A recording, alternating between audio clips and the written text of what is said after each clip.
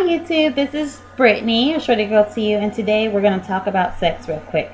It's just a video that kind of sparked, and forgive my hair, I was actually cleaning up talking to one of my friends on the phone, and it sparked a video.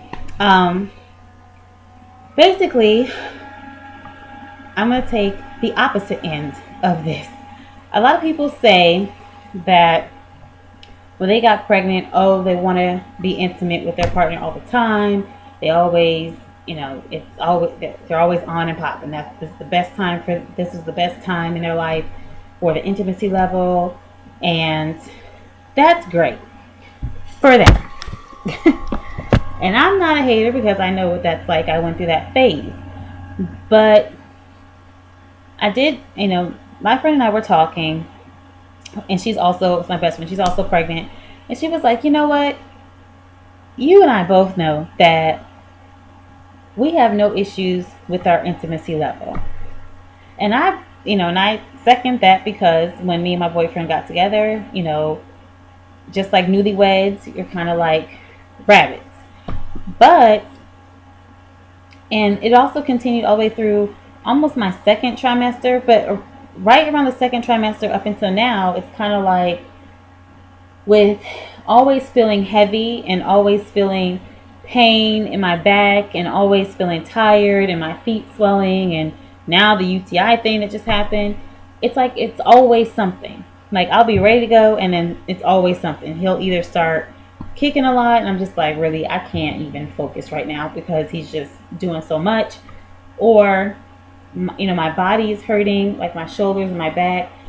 I'm just in pain, or even if it's not pain and he's still, by that time I'm tired, you know. So we were talking, and they were like, do you ever think the men feel neglected or like they're not wanted anymore? Because I think it's gotten to the point where my boyfriend had actually sent me an email with a link that says, these are some pregnancy positions to try if you're having trouble, you know, getting comfortable during sex. And I'm just like, is it that serious? Because he sent me the email, and then he sent me a text. Did you get my email I sent you? I mean, it was kind of funny and cute at the same time, but I'm like, okay, this is going too far. Like, I think he's feeling some type of way. So I had to let him know. I'm like, you do know that this has nothing to do with you.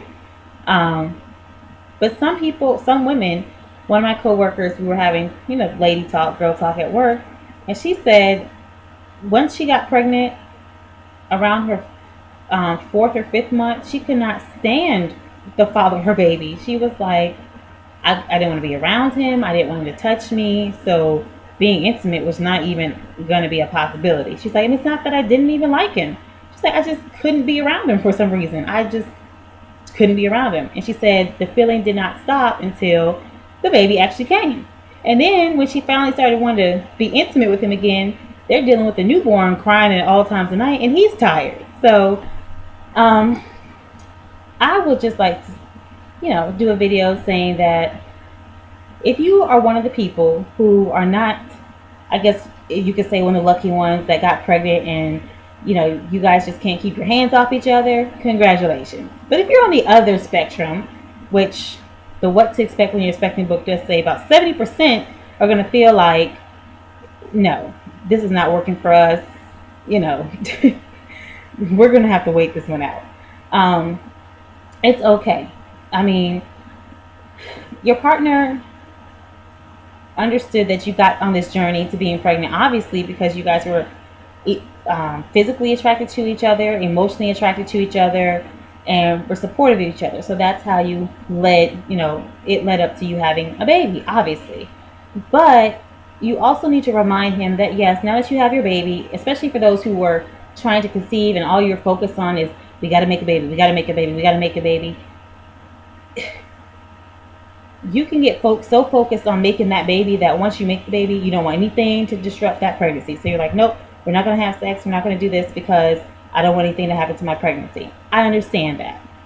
But if you're someone who has really no issues trying to conceive, you need to remind your partner that, hey, I am still attracted to you. I still like being around you, but there are some times where I just need to have some me time, or sometimes where, yes, I feel like we can do this.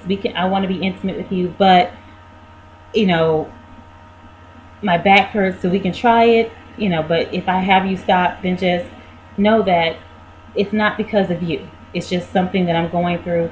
So I just wanted to say that it's not, the intimacy level is not always going to be perfect. It's not always going to be there. It's not always going to be like your rabbits and newlyweds. You're going to go through phases where you're just like, I just can't look at him like that. And sometimes, like, I've looked at my boyfriend like, I'm so disgusted. Like, especially when I'm going through, when I had morning sickness, I was looking at him and I'm like, you did this. Like, this is why I'm sick and I'm so disgusted with you. Don't come near me. But then 3 days later, it'd be, are you asleep? Can you, you know, let's, you know, so you go through phases. But if you happen to fall into one of those long phases where it's, you know, weeks, it's not just a few days here and there, where you're in weeks or months since you've been intimate with your partner, just kind of try some different things. Intimacy doesn't necessarily mean that you have to physically, you know, you have to have intercourse. Okay, you can be intimate and you know, watch a movie, curl up under a blanket, lay up on his lap, watch a movie, things of that nature. Go out to dinner, give him a massage, let him give you a massage. You know, give him a massage. You're probably tense. I'm sure he's tense if you're going through this issue. I'm sure he has a lot of stress built up. So give him a massage for once. Take him out. Do some other type of intimacy. Intimacy, like I said, is not necessarily all physical or sexual, I should say. You can be intimate and hold hands. You know, give him a hug. Just walk up behind him and just hug him and say, you know what? I know it's been stressful. No, but thank you. Just tell him thank you. Or say, you know what? I know this has been hard on you, but thank you for the gift you gave me, because it's wonderful and it's only going to get better from here. So if you guys are having difficulty with the actual sexual portion of your pregnancy, don't harp on it, because you also remember how you got pregnant. It wasn't like you were disgusted with him then, or, you know, not attracted to him then. It's your hormones. And a lot of times females, we will become, especially later on in our pregnancy, protective of that pregnancy, and we're going to take all precautions to protect it. So especially the ones who are having a hard time conceiving, you're going to want to, you know, I'm kind of big, I know he's down there, and you know, everyone says it's not going to hurt the baby, but you know, you can't tell a mother that. A doctor a professional can tell you, oh, it doesn't hurt the baby, but only a mother knows what she feels. If she feels it's going to hurt the baby, you can't tell her nothing. Okay, no matter how many people you see, you could take, you know, if it's a guy watching this, you can take your girlfriend or wife to a doctor, and the doctor can say, oh no, he's not going to hurt the baby if you guys do that. She's going to look at him and be like, okay, and then as soon as they leave the office, be like, are you serious? Yeah, no, it's still not happening, but thanks for taking me and let him tell me that. And maybe you guys have to work out some other options. You know, try to expand your horizons, I guess. But that's all I wanted to say. Do a quick video. I don't want it really to be too long. So just kind of comment. Let me know how you guys are handling that part of your pregnancy. I'm so confused as to why on YouTube we have all these pregnancy vlogs, but nobody wants to talk about that part of the pregnancy. They always want to talk about, oh, my feet hurt, my head hurts, my back hurts, my boobs are swollen. Yeah, we got that. But all this other stuff, yeah, you kind of want to, you need to know about that too. And another thing is, with all that going on, especially some men you need to explain, use your words with your husband or your boyfriend, and let them know, okay, you know, my hot spot is usually in my back, or my hot spot is usually on my, you know, in my breast area, but my boobs hurt right now, so I can't really get into it because my hot spots can't be tackled at this point. I don't even want you near them. So that could be another issue as to why it's not popping off the way it used to. And I'm sure if you break it down to him and be like, not try to force it on him, like, look, are you the one that's pregnant?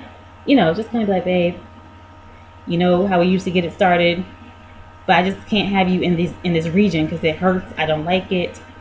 You know, whatever. So guys, just leave me a comment or a message if you don't want your comment on blast on the bottom of YouTube. But just tell me, if it's okay with you guys, or if you weren't having, if it wasn't okay, what you did, and it's better now, what you did to fix it. But other than that, it was just a video, just kind of touching a topic that I really think should be talked about on Facebook, Lord, YouTube more, especially on a pregnancy vlog, but isn't. So kind of just, comment, rate, subscribe as normal, and I'll be back probably tomorrow or the day after for my 28-week pregnancy vlog. Thank you guys for watching, and love ya. Me and Xavier will talk to you later. Bye.